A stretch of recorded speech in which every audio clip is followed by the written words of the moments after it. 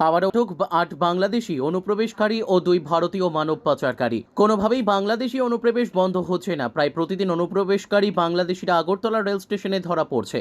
এখন কয়েকটি ক্ষেত্রে ভারতীয় মানব পাচারকারীরাও ধরা পড়ছে। তা সত্ত্বেও বাংলাদেশি ও রোহিঙ্গাদের অনুপ্রবেশ বন্ধ হচ্ছে না।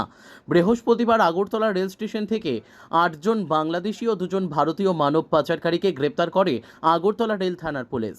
গোপন সূত্রে খবরের ভিত্তিতে স্টেশন চত্বরে অভিযান চালিয়ে তাদের আটক করা হয়েছে। জেনারেল রেল পুলিশ ও রেলওয়ে প্রোটেকশন ফোর্স যৌথভাবে অভিযান চালিয়ে তাদের আটক করে। শুক্রবার ধৃতদের আদালতে তোলা হয়।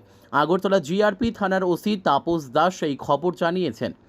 ধৃতদের একজনকে পুলিশ রিমান্ড ও অন্যদের জেল রিমান্ড চেয়ে আদালতে তোলা হয়।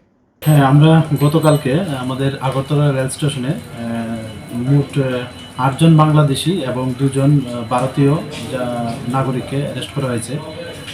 তারা অ্যাকচুয়ালি ওই কলকাতা চেন্নাই যেতে চেয়েছিল এবং ওই ২ জনই তাদেরকে সহযোগিতা করছিল। তো এই সুবাদে আমাদের আগরতলা জিআরপি থানাতে একটা মামলা গ্রহণ করা হয় তাদের বিরুদ্ধে। আজকে আমরা তাদের মহামান্য আদালতে প্রেরণ করছি উইথ পুলিশ রিমান্ড।